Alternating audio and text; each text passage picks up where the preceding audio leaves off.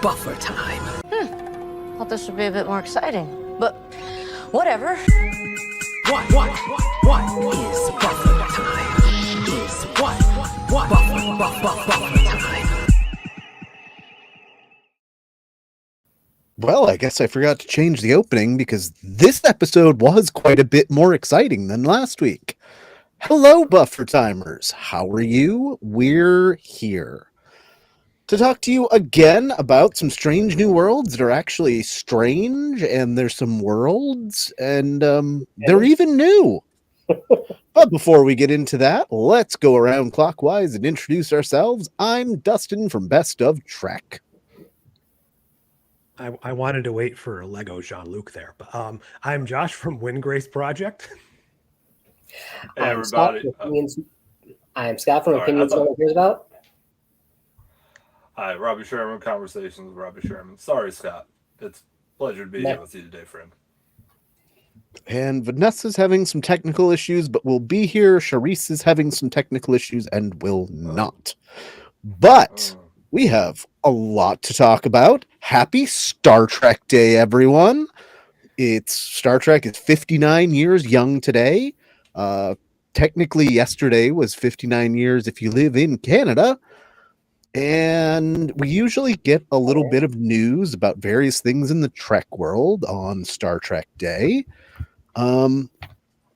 Today we got, as you can see here, there's been some rumors for a while about an official Star Trek Lego set, specifically in the TNG era. Looks like we're going to get the Enterprise D, maybe some other sets.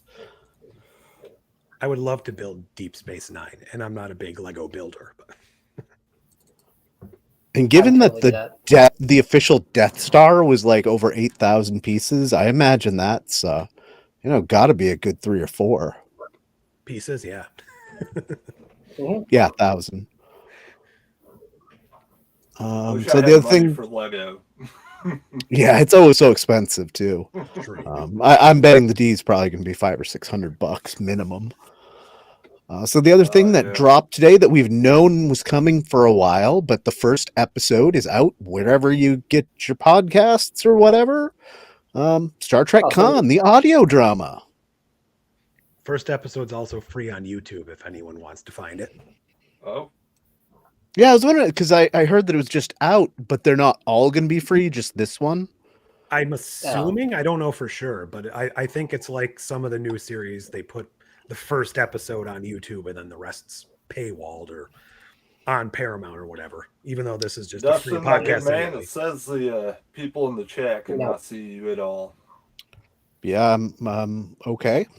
That's sorry. Maybe, yeah, I see it. I'm not sure what to make of it because you guys see me, right? Yeah, I see you. Yeah, I see your picture. Your yeah. screen. Yeah. I mean, you're frozen to see you. I'm sorry to interrupt you, Josh. Try that. So the last piece of news, which was a big surprise, I haven't seen it yet, but we have a new Star Trek for very small children, like ages 4 to 6. Starfleet babies. Yeah. I mean, one way or another, I guess it's great that we're bringing in new kids from that demographic, but it also really bothers me since we just canceled a really good kids Trek show in Prodigy, and then there's this that nobody asked for. But if it brings in new fans for a new generation, then that is something. Well, that's what worries me because it's the same reasoning they had behind bringing in Prodigy. It's the same. It's going through Nickelodeon again. We see how well they treated that. So yeah. Even if this is a good show, which it's not going to be up my alley based on the age group, I don't know if we can trust that it'll be there for long. Yeah. Although we did say the same thing about Prodigy, though it was clearly a show that was targeted towards kids, and that is just such a good Star Trek show. True, but like, this is very much targeted towards like, let's count to 5, sort of stuff. It's like the difference between the House of Mouse and the Mickey Mouse Clubhouse. House of Mouse isn't great, but it is targeted towards adults in a way that can be appealing and does have value. Whereas the Mickey Mouse Clubhouse is very much targeted towards very little kids, and most adult audiences aren't spending time on any level with the Mickey Mouse Clubhouse. I mean, with House of Mouse, you got some iconography, but with the Mickey Mouse Clubhouse, I mean, you just got little like Playmobil brick characters, kind of. Yeah, it's yeah.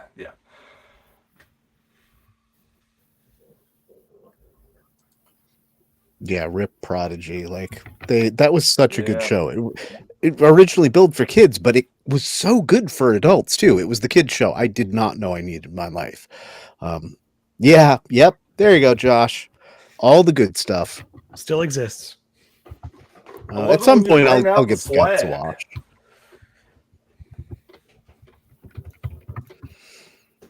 Yeah, the first thing I'm going to do, because Yeah, mainly I only had just a new Cambot show. There's that here thing I to said show these earlier. things. Go ahead, Oh, Scott. that came out? Sorry. Cool. Just like I was saying earlier in our private chat, like it kind of story-wise doesn't make sense because this is a Star Trek show and you're talking about Starfleet, which, whether or not they want to admit it, is at the least a pseudo-military and apparently now recruiting children. Well, so based on the name, I'm just assuming based on real life, it's Starfleet Scouts. So I think this is supposed to be analogous to like Cub Scouts, which lead to Boy Scouts, which are technically get you a rank in the military. So I mean, it's probably a similar sort of thing there. The Romulan rubber ducky. If you get Eagle Scout, you get automatic rank in the military. Wow. Okay. Sending like macaroni and cheese bowls and Romulan rubber duckies. I don't know. Like, is this going to have long-standing repercussions? Are they going to have to circle back and say, "My bad"? Are there going to be more soap asteroids?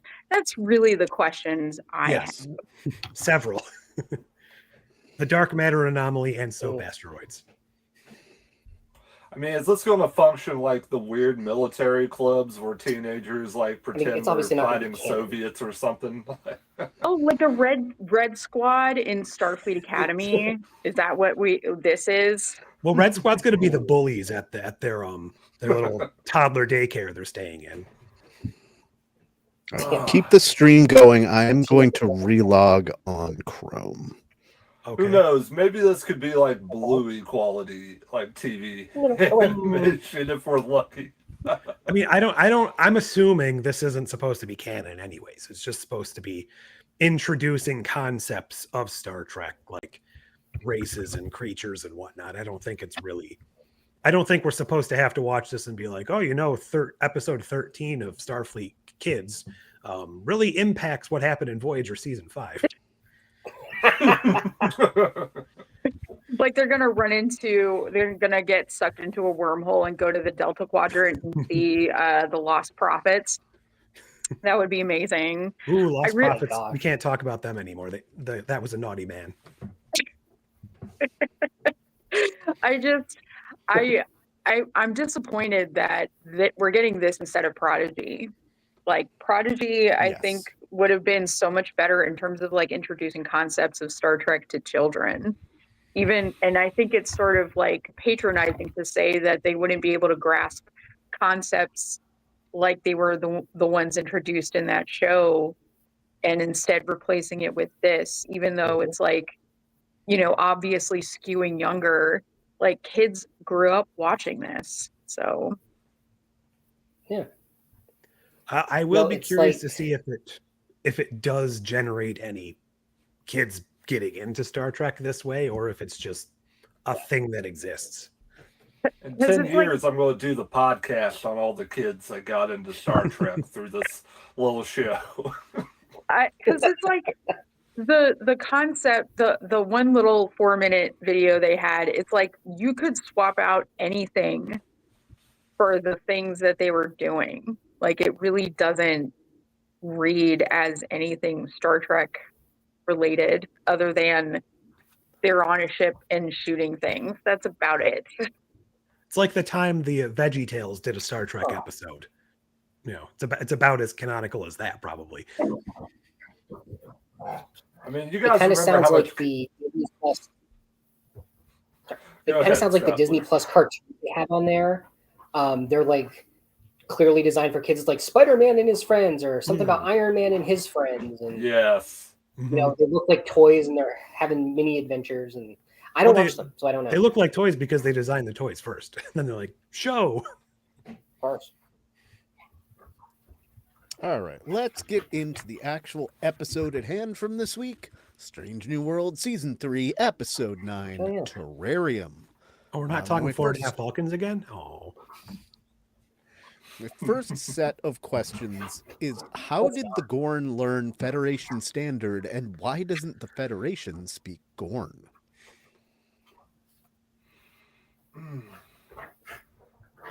I mean, are the Gorn psychic? Because that's the thing that's the only excuse I can think. Like, they have to be psychic on some level.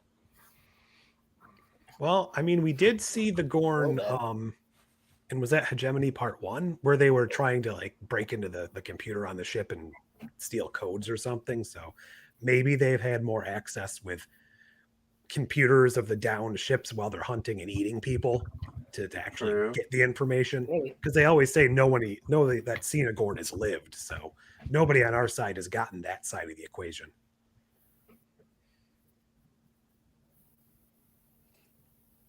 I'm going to go with one of a couple of things. Either like this Gorn and the one we were just talking about that was trying to hack the systems. Maybe they were like advanced scouts or spies for the Federation specifically, and then were trained in certain amounts of languages. Or maybe like other races that we see, you know, in later years in like the TNG and DS9 era, maybe they've got like a one-way universal translator built in. Because one thing we know about TOS at this point in history, or at this point in like almost TOS history, is that the universal translator is a thing you hold. It's like a microphone. So not having that, like Ortegas doesn't have all the input, but maybe the Gorn has just a one-way. Well, we kind of saw that in and I know this is technically before in the timeline in Arena, where the Gorn was able to imitate or mimic human language. So maybe they just have a much more, maybe to them, English or Federation Standard or whatever is such a simple language compared to what they speak that it's kind of just easy for them to manipulate and understand. They have a Hoshi on board. You know, if there's folks as smart as the Gorn that Ortegas met, it wouldn't like surprise me if there was, you know, they intercepted Federation transmissions and, you know, like just immerse themselves in that language long enough to sort of adapt to Federation Standard. And like Josh said, maybe their, you know, linguistic structures are far more complex. So they're like, oh, this is like Pig Latin, whatever. I think I should apologize for my reductive answer. I've been watching a lot of stuff featuring psychics lately, so I guess that's just on my mind.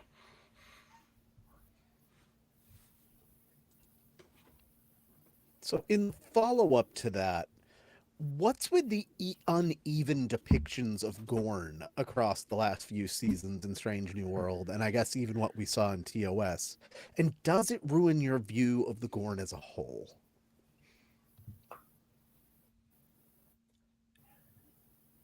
I guess it depends on, well, I know where it's going. It's leading to what we've already seen before in TOS forward. But I feel like they tried to do something similar in earlier Strange New Worlds that they did in earlier Discovery, which is they want to take something we know and twist it into the monster of the show and make it like pure evil and give us the horror and give us the alien aspect, like the movie Alien, not Aliens, to really give us a monster, even though Star Trek generally is known for not portraying other people as a monster, that they're just different and we're supposed to learn to coexist and accept them. So I feel like now they're trying to do that damage control from what they set up earlier, but it is a little jarring to go back to those earlier episodes and say, but we're all friends now, even though you ate and impregnated the corpse of my friend. To answer Who Cares' question about how Ortegas flew the Gorn ship and escaped, I think she just sort of, went on her piloty instinct. She flies the ship. She can fly any ship. I think once you figure out the controls of one ship, it sort of transposes onto others pretty easily.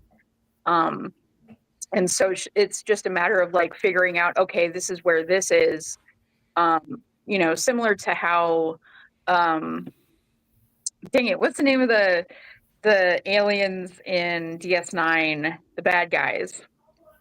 The Dominions? That's a lot of. Okay. Cardassians? The Jem'Hadar?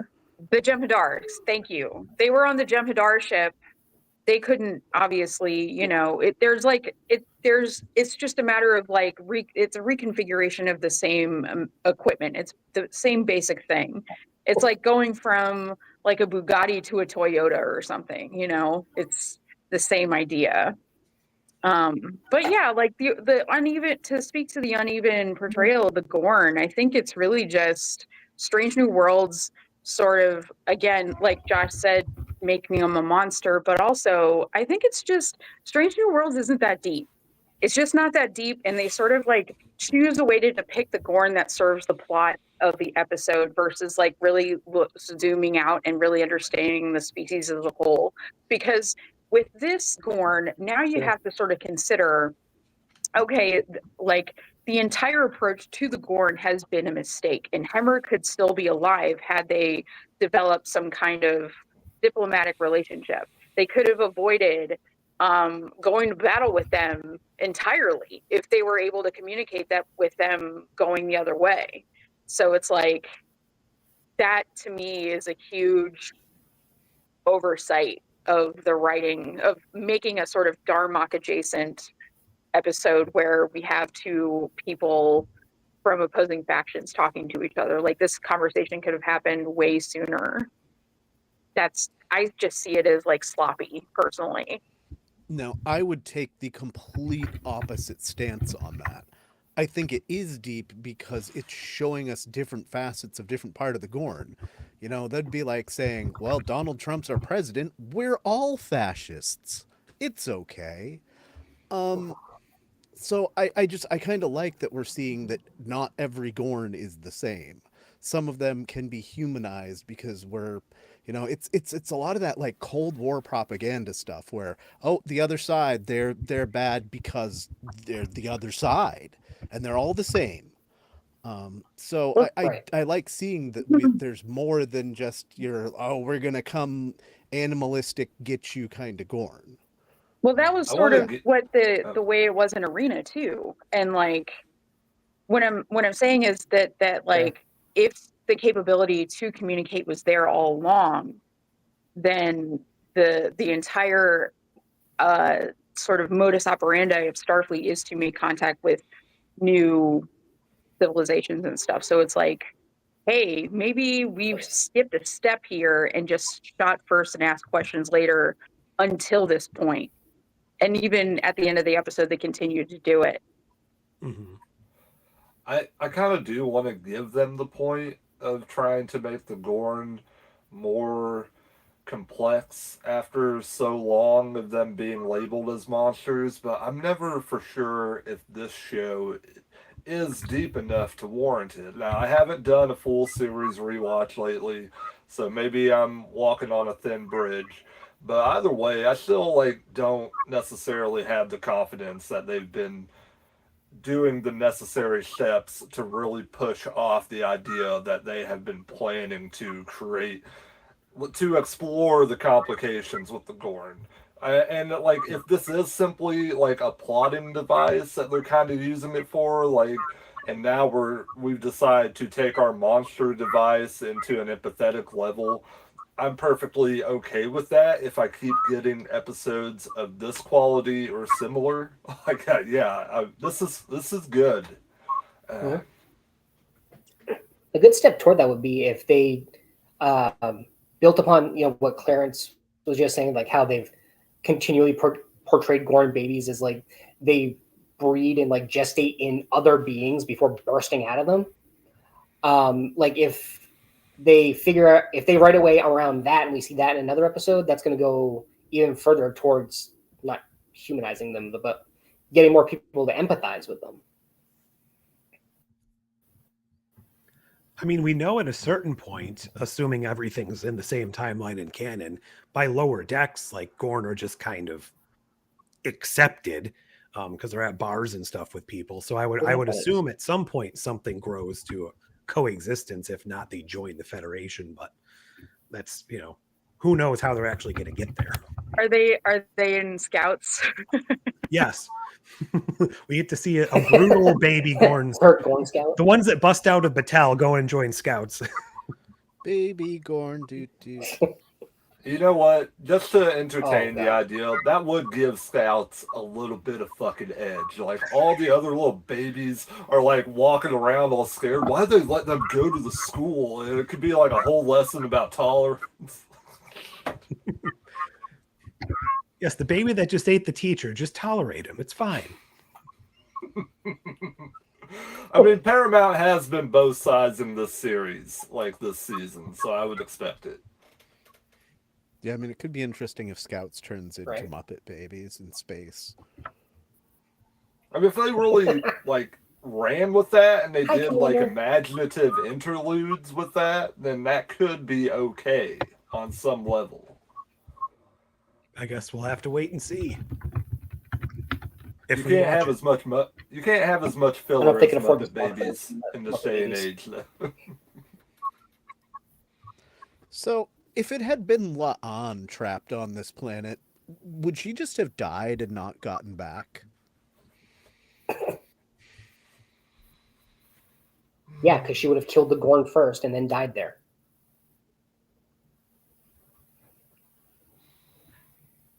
Yeah, that's the answer I come to. But I mean, I guess I'm trying to Somebody- because we know the ending, because this isn't just two people stuck on a rock together, because there's intervention of another being. If Lon had killed the Gorn, would the being? I mean, I guess I could spoil it. Would the Metron have stepped in and sent her back, or would he just have watched her succumb to her own death, or bring in somebody else to the planet for another test? I think it would have, because both times we've seen the Metrons, they only show themselves after humans show like an act of compassion and things. So if La'an had failed the test, I think she would have just been left there to rot.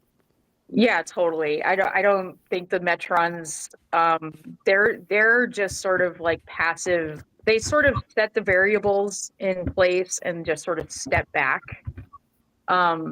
So for them to intervene and actually save them, that would sort of give them away, because they're sort of like meant to be an invisible force. So she would have been stuck on the other side of the wormhole, dead. Yeah, it would be a really short episode. I agree. It would just be like, well, as Ren pointed out in chat, like, she foreshadowed the attitude that she had towards the Gorn in the episode where the documentary was, where Beto asked her, what would you, would you shoot first? I forget exactly the question, what it was, but it was like, of course I would, shoot him on sight kind of thing. So yeah, it's like, I think it was either, she gave two options, like either you run away or you shoot first. Yeah. And I don't like the doc at all. The documentary sucks, but at least they are keeping enough foreshadowing from that to not make it a waste. So I'll give them that point as a overall season point. Yeah. Nadia, I'm going to be disappointed if the Q don't show back up next week. That's my theory. It looks like involved in the finale. I would assume, if not by directly, there's going to be at least some mention to their world or something, or the Corby's involvement in it. We're going to have to see Corby again. Oh yeah, I don't like that guy. Throw him in the space dock. Are he and Chapel technically are they engaged at this point even? Well, They have to get engaged he before they got can the get ring unengaged. in the second. Was it the second episode? He had that ring when he gave her the poetry on the mountain or Oh, whatever. Oh, So I Okay. guess that's an engagement ring. Wild. Hell, they barely know each other. It's like they met like for like a month, and that it was like, wow. You know what? In a couple of months, the pheromones are going to wear off, and she's going to realize how fucking terrible it is living with him. Yeah, I don't see that Unfortunately, lasting long. he's in TOS, so I don't think he's going Well, anywhere. Well, No, at some but point I mean, he he is can going come to go back and they somewhere can and be break up. replaced by an Yeah. android. But Mhm. we'll be back. As we're on. I feel like the android would have more charisma, you know, if you ask me. Well, the I android wanna- lost I a want to see what the android does. So, is the Metron's resetting of perceptions of the Gorn the reason they look like cheap rubber suits in TOS? Is that what they mean by that ending? Because that was like, it was kind of a weird phrasing. If that's the case, it makes something very unimaginative. Oh, go ahead. No, I was just going to say, I think that was more of just a smoothing of canon a little bit. So, well, we know technically they shouldn't have had this meeting yet. So we're going to reset things to factory default before Arena happens. I thought it was like a way for Ortegas to go back to the ship and not absolutely hate La'an. I thought it had really nothing to do with the actual appearance. But she still remembers that. Yeah, she remembers that, but I thought was like, I'm going to change your perspective so that you're not holding a grudge against your crewmate. Because the way her attitude goes, Leon is my friend. The Gorn was my friend. Like, Yeah. that feels like a forced perspective, the way she delivers that. You know, like she is forced into this logical perspective that she is having to grapple with. I don't think she would be acting that way if the Metron hadn't showed up. Oh, see, I guess I took it a different way. I thought all the Metron was erasing it was memories of this being a test by the Metrons, but everything else still occurred. So it was basically like, Agreed. what was the point of the Metrons being there except for us, the audience, to see this interaction and what was going on? I mean, they say specifically reset your perceptions of them, and that doesn't just mean like resetting Ortegas's mind, which they did, but the phrasing is odd.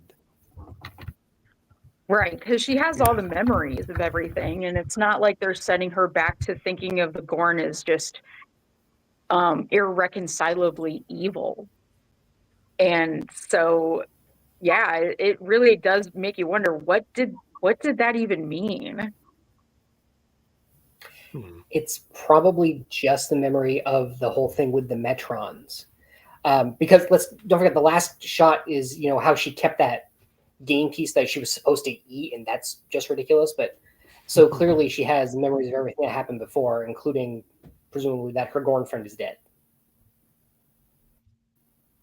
But it was to reset the perception of the Gorn.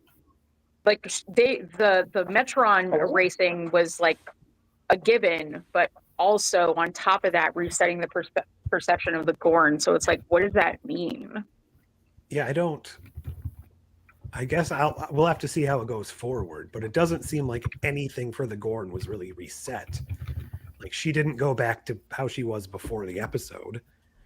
So, unless it is like just a post-hypnotic state of everything's fine, and I don't know. Well, they certainly could. Seriously. Who cares? But why would they? I mean, the few times we've seen them, they just seem concerned with like seeing where you're at. They're just interested in testing you, like half of the advanced races in TOS and then a few into TNG. Agree. Okay. Should La'an face consequences for murdering an unarmed, injured party awaiting rescue? Why are we going in without phasers on stun? This is Yeah, Strange New Worlds. We're yeah, putting it's that interesting. under the carpet. Because it's not like they knew there was a Gorn there.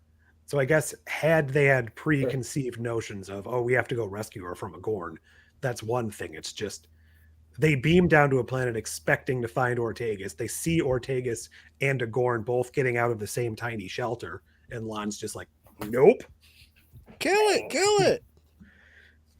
So I mean, maybe, but at the same time, she was technically doing her job. And the way Strange New Worlds works, like it's probably off the books anyway, so they can't do anything. It's sort of like the thing that would really drive this home, because what broke my heart watching this the second time is hearing Ortega say, you know, if you go back to the Gorn, you will die because you're too broken. So we'll take you aboard and fix you. And then the first thing that La'an does is kill the Gorn, not disable it, not, you know, ask Ortegas, like, hey, what's going on with this? Like, immediately murders it and murders her. And it's like, I really wished that La'an was the person that came in after she was rescued and not not Aurora. I really wanted that because I was like, this needs something. This needs some kind of resolution, not just Ortegas going, well, I guess, you know, I'm friends with both of them and I don't know how to feel. And Hora's like, well, she was trying to protect you. And it's like, from what? The person that saved me? Like, that's wild. Yeah, I do really hope it. Not that I want to see like horrible friction, but I do hope it comes back and this becomes something between them. Yeah, I bet there's at least a moment in the next episode between Ortegas and La'an. I'd be very surprised if there's not.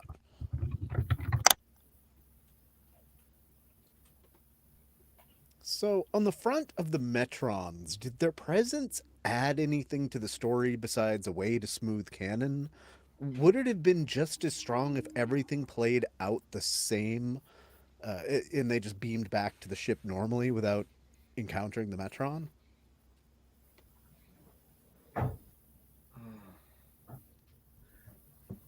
I mean, I guess it depends on what we end up learning from this reset perception, but I feel like had that not been added, like I felt like that was just for us, the audience, more so than anything added to the episode as far as like, oh, this is such a sweet twist. Like now everything's explained. Like had it just been the two of them lost on the planet, everything played out the same. La'an killed it. They beam back to the ship.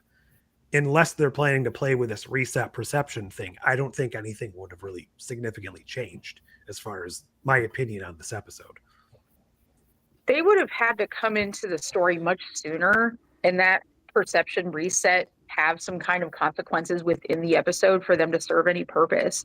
I thought it took it dangerously close to it's all a dream, you know, and sort of trivializing the time that they had together. I really hated it personally. They added nothing and they shouldn't have been there. Yeah, it's my biggest pet peeve of this one.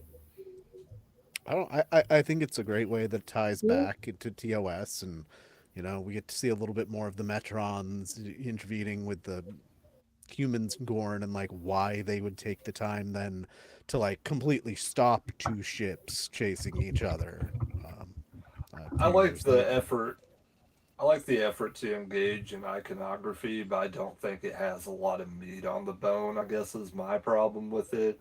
You know, it's just kind of a guy showing up and being like, ho ho, we have conflictions going on here, ho ho ho. And then he just erases a memory and resets a perception and leaves. And, you know, I like that they built it up a little bit throughout the episode. I like that they give some type of suspicion to the surroundings of what's going on, but I still don't think it. I think it's more of just a nice like nostalgia thing, and it works well with like playing within the iconography. But I don't think there's a lot of meat on the bones overall for it. Yeah, I mean it's like the 10% of TOS as far as the general story structure. Oh, advanced race tests humanity. And to speak to Dell's point about possibly allowing Ortegas to be less war scarred, we don't know that. And with Ortegas's struggles with emotions towards the Gorn and the things that she's been through, they just sort of like if they didn't do it at the very, very end, and then Ortegas gets back onto the ship a little bit sooner, like not so far into the third act, then I could buy that. But I just, because we don't understand what this change in perspective really means, it's just towards the Gorn. She still has all those horrible memories of being stranded on a planet and trying to survive and eating disgusting bugs. Like all that's still there, and losing a friend. I would hope that they smooth that over, but it doesn't sound like that's really the goal of the Metron test. I'd like to give us a little bit of a lighthearted reprieve. Did anyone else find the Metron sexy like our friend Dell did? Personally, it didn't register in my head, but I just thought it'd be a nice, interesting conversation piece for a second. I know Charisse was disappointed there weren't any rhinestones on this version of the Metron. I really like that they mixed male and female voices for the Metron. Where a lot of times when you do a godlike voice like that, you record a couple of takes from the same person, pitch one up, pitch one down, have a regular human voice in the middle, and then blend them together. So I really like that they went with multiple voices from multiple genders, so that it keeps them like ungendered, and it was I liked the effect. Yeah, actually, I didn't notice that at all. Yeah, thank you, Dustin. I really liked their appearance and how they acted as a character. I just feel like it was kind of almost to the point of removing them from the story would have changed the story not at all. Yes. Yeah, you're not wrong there. I mean, it would have the same weight to Ortegas, I think, in the end, next episode. But yes, for us, the fans, I think that did add something to the episode. Go away. And like, to speak to somebody else who mentioned like they had to be there because it was a test. It didn't have to be. They could have been just two people stuck on a planet after getting sucked into a wormhole, period. Like it didn't have to be a test of anything. Yeah. Or it could have been like the Organians in Enterprise that are watching over that like site where there's a disease that most life in the galaxy is going to get sick and not beat, and they're just watching to see what happens without exposing who they are. Mm-hmm. Does every wormhole in Trek have to just be the responsibility of a magical being? Like, that seems a little whimsical in a way that feels silly and funny. Like, well, I think it's because this was quote unquote some form of stable. Okay. Mm-hmm. But I would like to, if Nadia is still here, I would like to actually hear the opinion of somebody or anyone else here who was unaware that the Metron, this wasn't the first appearance of the Metrons. Like, did that add anything to the episode for you, thinking it was their first appearance? That's a good question. We don't have to stay silent while someone types, but well, I've only got one more question here, so okay. If you guys want, the good ones don't go that long for us. Nope. Usually we have much more to say about the really bad episodes. No, this is a great episode. We can talk more about Scouts if we run out of time. This is going to get a real heart of this here.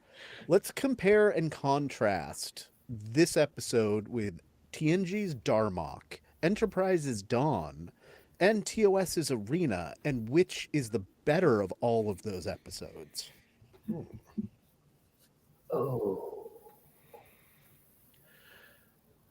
Darmok, Arena, and what was the other one you mentioned?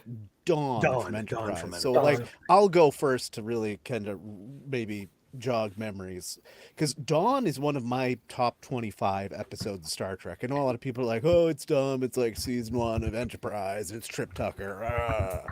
Okay, but it takes that Darmok premise and to me makes it more interesting. It's where Trip gets stranded with like an enemy and then they fight it out for a while until like they kind of come to an understanding without having a lot of each other's language. There's no universal translator. And then they get off this planet together before they both bake to death when the sun comes out and it goes up to like 120 degrees. It takes my problem with Darmok, and I know people love this episode, is that it's got two amazing scenes, like two top 100 scenes in all of Star Trek, and then a boatload of filler.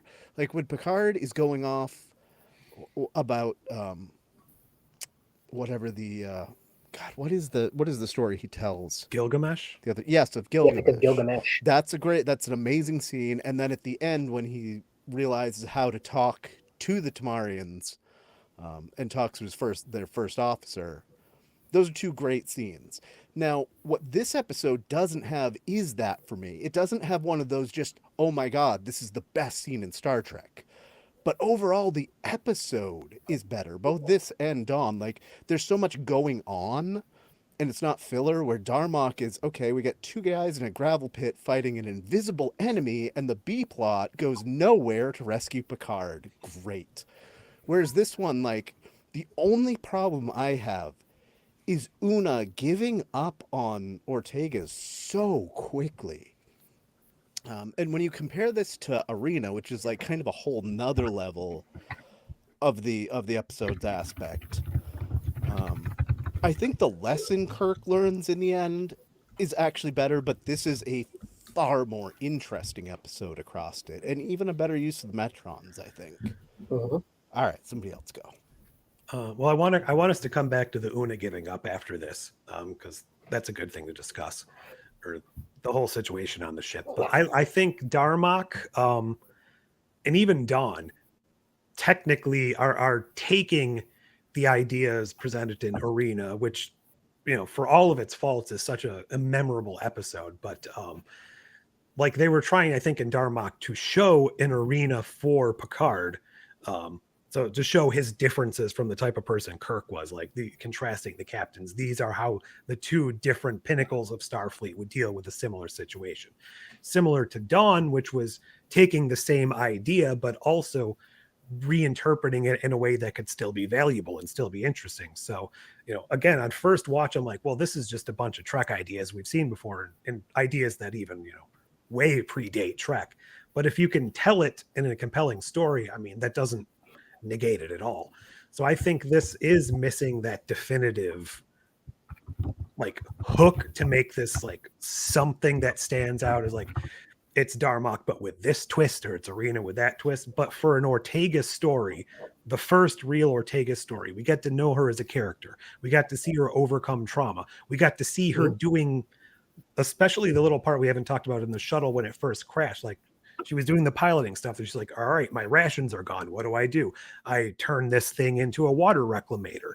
Or after she does that, she, builds a couple, the little translator with, so it's showing the adaptability and the skill and the training of a Starfleet officer, which is very lacking in Strange New Worlds. And a lot of current Trek is just a lot of, we're told they're really competent officers, but we don't actively see them on these missions. So I think where it was placed in Strange New Worlds, because we're such lacking that, it was much more influential than it may have been had we been getting a string of real solid classic Trek episodes. Maybe, but what you were just talking about with what Ortegas was doing, that's the hook of this one. Like we were starved for an Ortegas episode for a long time. I mean, we all know how long we've been waiting for this, but that's the thing that separates this one in particular. Her, I was literally gonna say her inner monologue, but she spends the whole time talking to herself, and it's external. And her knowing her survival skills and figuring out how to get water, and the science she's doing, like on the outside of the shuttle pod when she realizes, wait a minute, we're gonna get so close to this gas giant that we're gonna freaking die. So yeah, I would say that's the hook of this episode. Compared to the others, which do tend to focus a little more on, just kind of man v alien. Arena kind of comes in last for me because it is Kirk versus the Gorn, and he eventually learns his lesson because he spends most of it before that straight up trying to kill the Gorn. He makes a cannon, and the whole thing is kind of on shaky ground, ethics wise anyway, because the dispute over that planet that got wrecked was so persuasive that even Spock was wondering if they did the right thing. I gotta admit, I like Darmok a lot better, and it's probably just the reader in me that likes the use of language the way that they do. And I hate to say it, but like I watched Dawn not that long ago, and I cannot remember most of it. Just besides the fact that Trip and the alien eventually got along and had to get off this planet before they died. For me, it was like the hook was supposed to be, and it didn't fully solidify, was the bridge between humanity and the Gorn.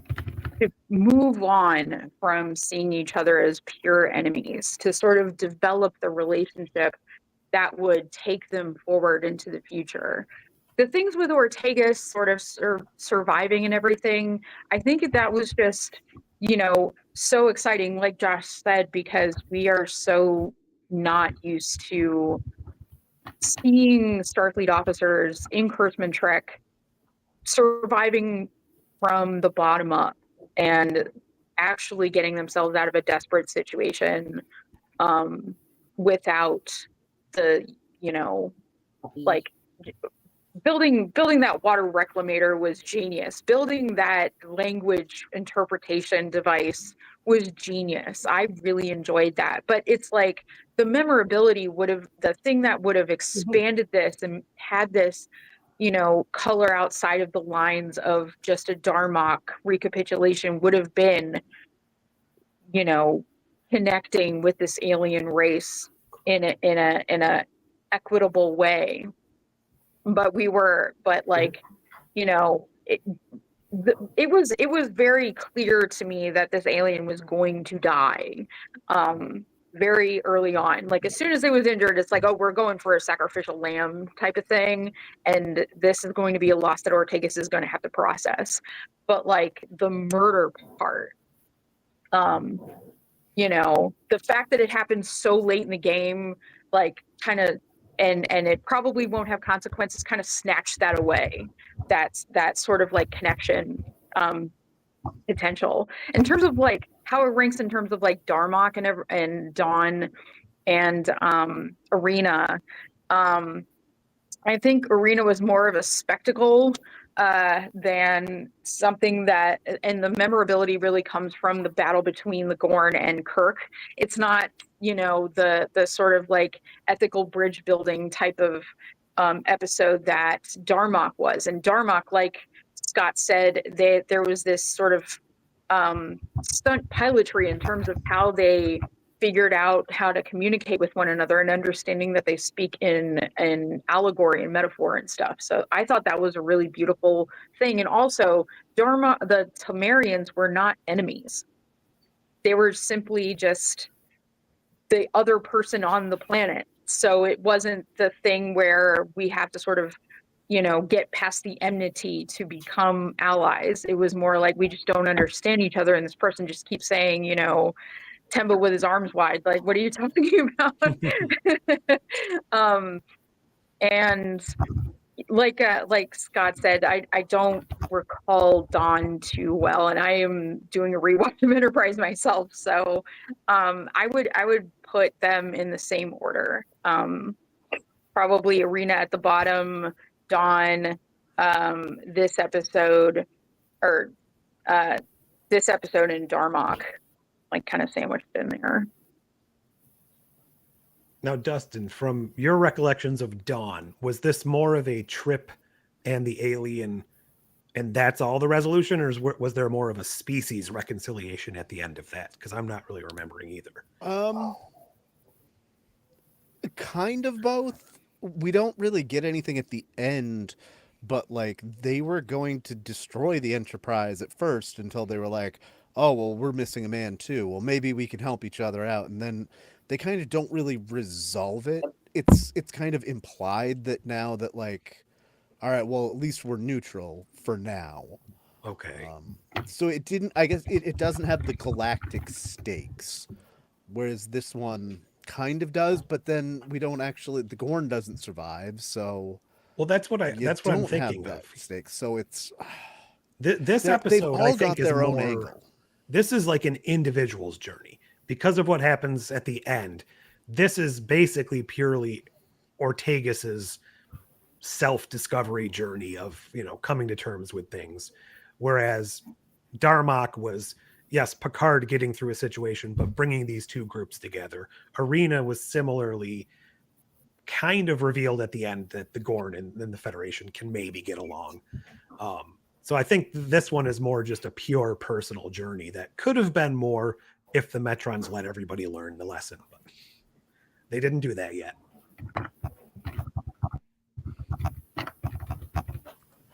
Nice one, Del.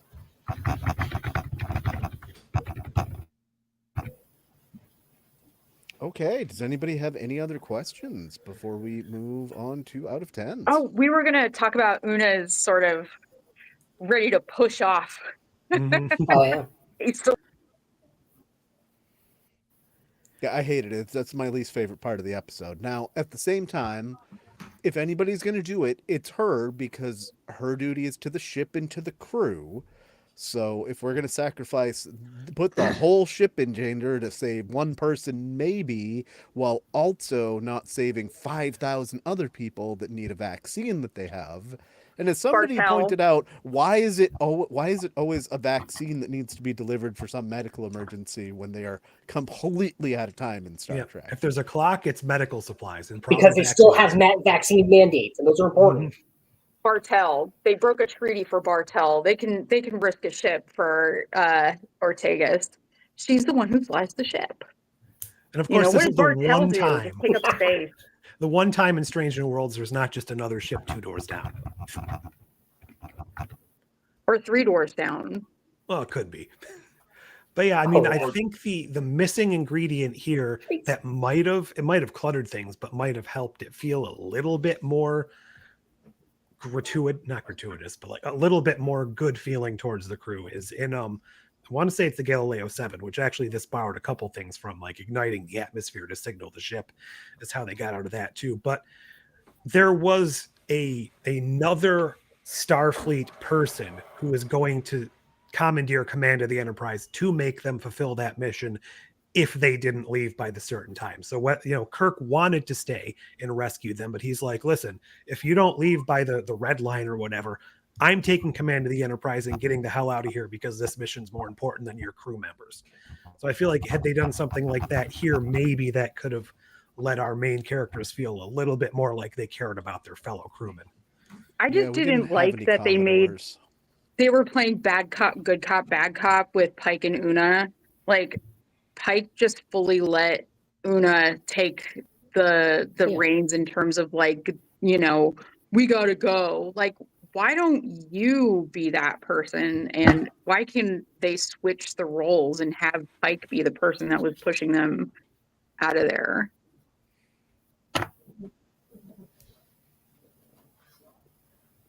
It's also like very code of honor. Someone said it's a TOS trope. It's very code of honor. Vaccine. The vaccine. Antidote. Gosh. At least Uhura was doing a bang up job and lying a little bit. Yeah, she like fudged a little of the results on the test.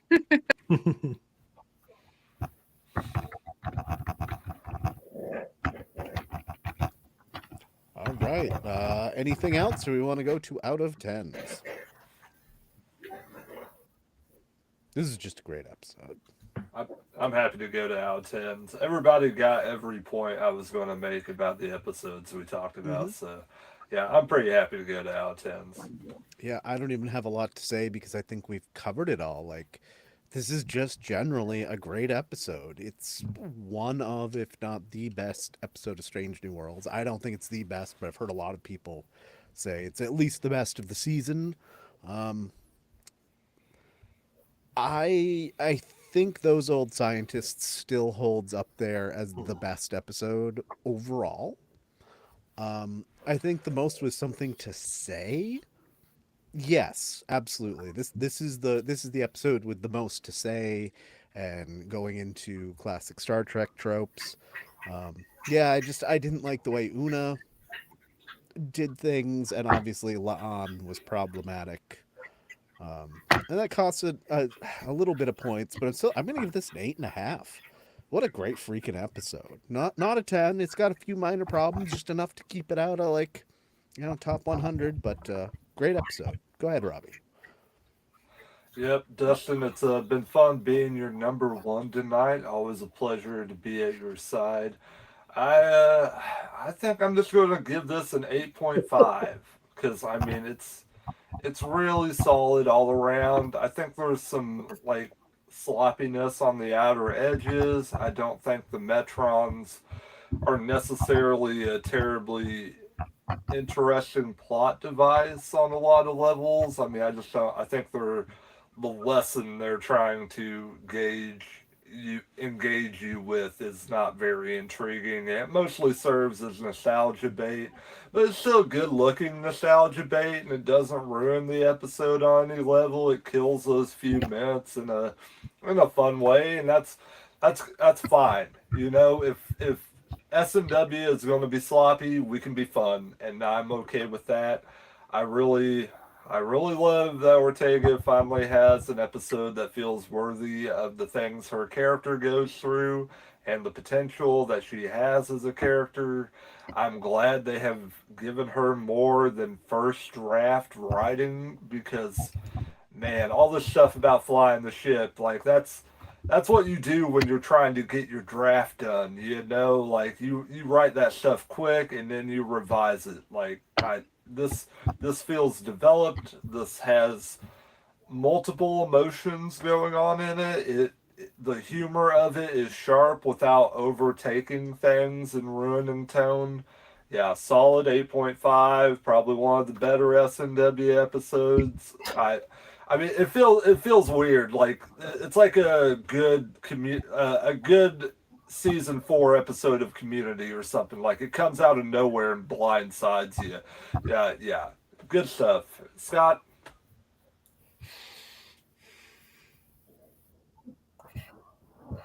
All right. You're absolutely right, Therese. I'm going to go ahead and start off early, giving it a 9. Because this is the Ortegas episode. Like I said, we've been wanting this for the better part of 3 seasons. And they could have taken it and unfortunately run it into the ground. Made some more comment. Like it could have been centered around how she flies the ship. And I think we would all be screaming for blood right now. Instead, we get more depth with how she likes to make paper airplanes for luck. She's well trained in survival. She can apparently turn things into water reclamators, which is cool. So she's not just a pilot, she's a scientist. And she finds her sworn enemy on this planet, a species she has what looks like severe PTSD over, and learns to bond with this creature and can communicate with it and pretends to swallow bones for it and is so genuinely torn up when it dies, like she should be.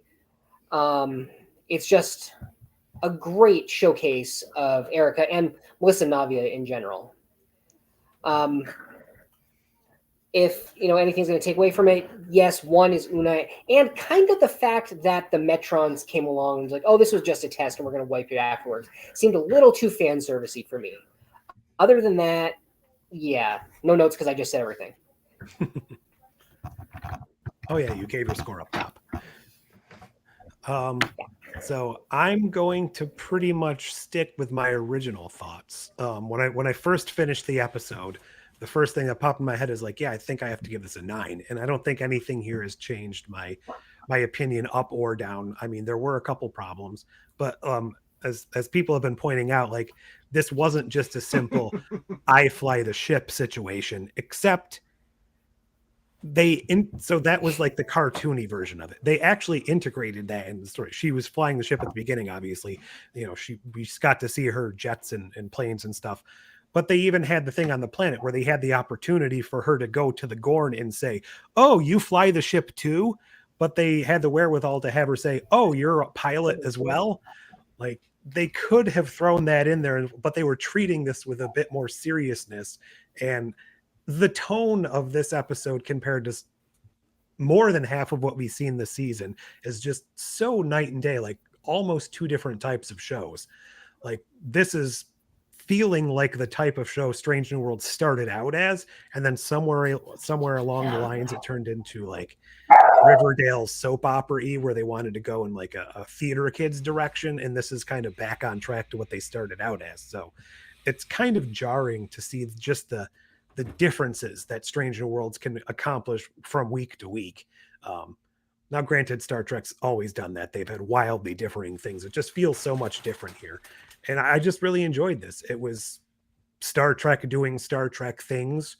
It was giving us a character that's woefully underutilized and showing just how integral of a person she is to the show, even when we don't get to see her, and how, not everybody on a Starfleet vessel is going to do all the jobs, but they all have that training and they all have some higher capabilities in them when the situation arises. So it was just, a fun thing to watch, even with all the trauma and heartbreak and, the Gorn that pretty much everybody knew wasn't going to make it out alive.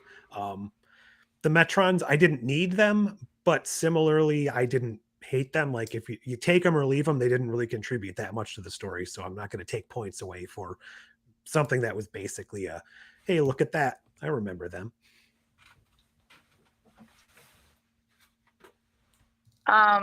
So like, I really enjoyed this episode a lot. My favorite line, I think, was Ortegas talking about, "Oh, it's us two girls having a slumber party." That made me crack up laughing. Trip. That was so good. I really enjoyed, the thing that I loved the most was Ortegas's bond with the Gorn.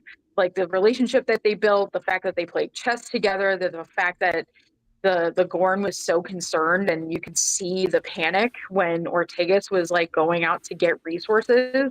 Like in Darmok, they were relying on each other for survival, but stakes weren't nearly as high as it is in this episode. So I really enjoyed that sort of like,